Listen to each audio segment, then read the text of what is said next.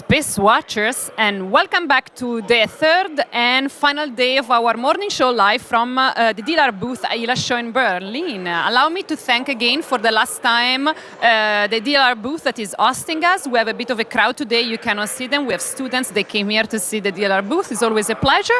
Torsten, how are you doing? I'm doing well. Third day of the show, so I mean, what can go wrong? Sleep is overrated.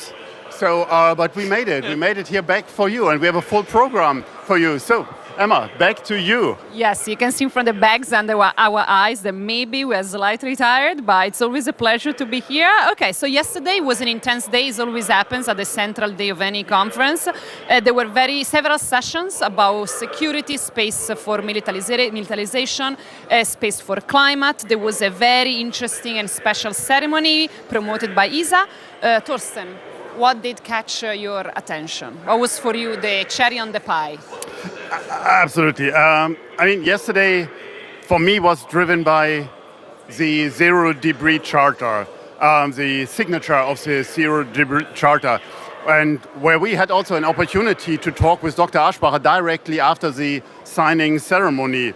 But what is this Zero Debris Charter, and why is this non-binding document so important? I printed it out here for you, and you see these are just 2 pages and not very thin printed. So I would like to highlight the preamble and to you what is in the Zero Debris Charter. So, and it starts with commending the efforts of the actors of the European and global space sector, committing to the advancement of space safety and sustainability.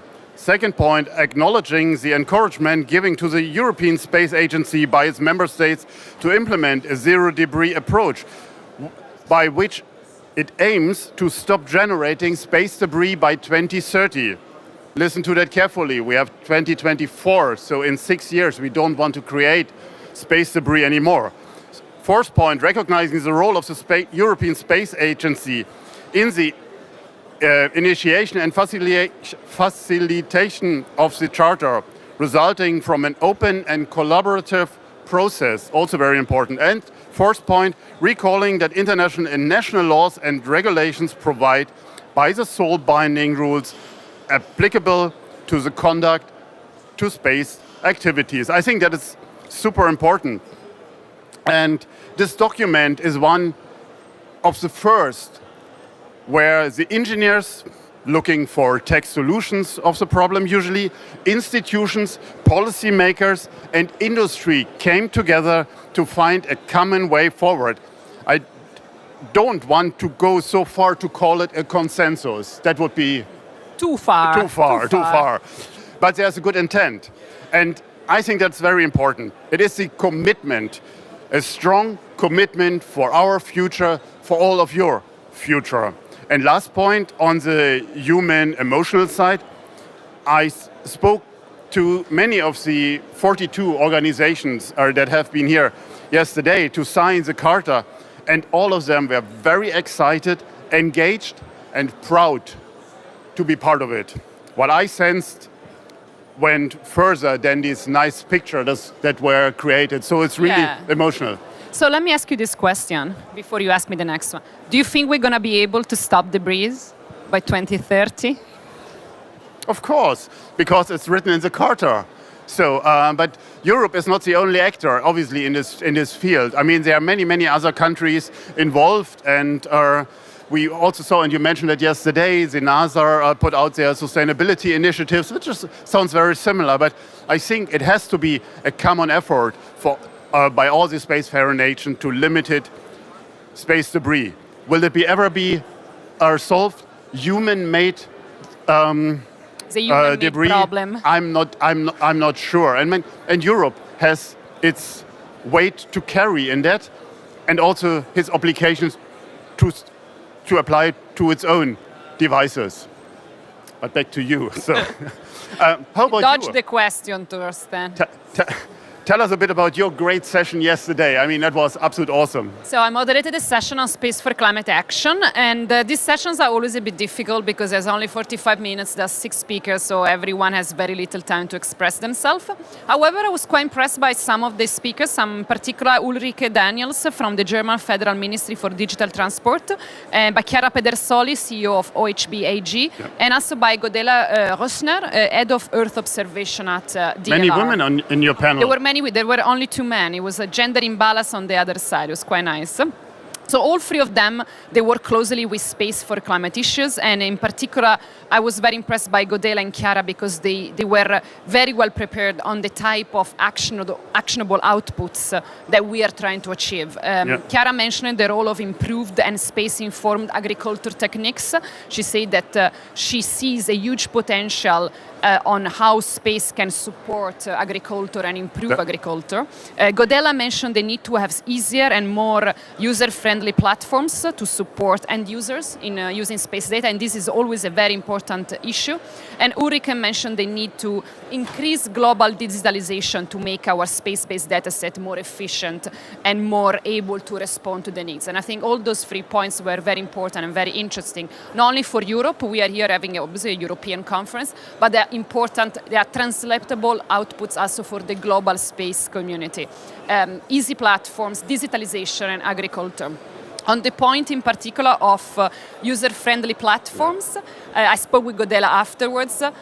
We had many chances to interview end users, and they all send us this feedback. They struggle a lot with the difficulties of our platforms because our platforms are often built by engineers for engineers, but we have to remember the end users might completely not belong to our field. They might be politicians, statisticians, people that absolutely have no skills whatsoever when it comes to space data. And one of the most interesting feedback that I keep having when I speak with people that use space data but they are not space people is that they struggle with our platforms. They find them impossible to use. So, and also interesting enough, if we want to elaborate more, this is where the commercialization, the market niche gets in, because when there is a gap between space data and space usage, then there are companies that can actually offer intelligence service to help end user to translate their data into actionable outputs. So it's a challenge, it's a gap, and obviously it's a market occasion. Right. And that brings us back to, for whom are we doing all these services? For whom are we providing these services if the end user can't use it in a way that he wants to use it? Who is your customer? I mean, this is a fair point, Torsten, honestly, because we coming from the space sector where the customer was the government, end of the story. Yep. And it was such an internal, inbred sector. So this is the first time where the new space economy has to face clients and customers that don't belong to their own niche, to their own bubble. So in a sort of way, it's a challenge, but yes, understand why this challenge exists. Let's never forget that we are facing a new beginning of the market. This is the beginning of something that will evolve. Right. So I'm willing to cut them some slack, but it is a fair point. Let's speak about flights. Woo-hoo. I mean, like, it's something I completely don't understand. I'm not an engineer, I'm not passionate about airplanes, but I know you are. So any airplane that you saw yesterday that you particularly liked? I'm still a small boy when it comes to airplanes. Absolutely. I mean, with big eyes and open mouth, I mean, as you would imagine it. So, however, even in the meantime, I understand the physical principle and the work of Bernoulli to keep an aircraft in the sky. Sometimes you have to remind yourself that there are still these kind of physics, gravity, and forces of acceleration exist. And I know I'm avoiding your question here, but the truth is I haven't seen the static display and the flying display at all. I just heard the F-35 fighter airplane in the sky, and while leaving we saw an A400 flying. But I will take the time tomorrow to be back, and to be back as a visitor. I mean, totally changing the perspective here. And I will do that together with my 9-year-old grandson, to visit the show floor and to watch airplanes at the display and flying, and maybe to initiate also the sparkle in his eyes. And we will see how that will go. Emma, anything to add? It was your first show, so first ILA show. It was my first show. I want to give a final shout out to a very short speech that happened yesterday. It was a bit understated. It was Nathalie Guichard from the European Defence Agency. She gave a very short speech, only 5 minutes. She was alone on stage. I think she didn't get the attention that she deserved because it was between big sessions. And I'm always a bit sensitive about women left alone on stage that nobody listens. It happened to me several times. But I think she actually says something very interesting. I want to semi-quote her. Yeah, semi-quoting means that it's not perfectly exactly what she said, but this is the concept. She said that it's not enough to say what happens. Intelligence information is needed. And then she said that we don't need to know only what we do, but also what our enemies do. So the concept of intelligence, when it comes to space for defense, space for militarization, is extremely well understood. It's given for always. Is given. Of course, we don't only need the data, we need the intelligence attached to it. But when you start to think about space for other sectors, for example, climate, we struggle to do this step. We keep saying that we are monitoring, we are measuring, we are observing. EO, Earth observations, is observations. And we struggle to fill the gap and just translate the observation into something that is meaningful for those people out there that they don't know what to do with this information.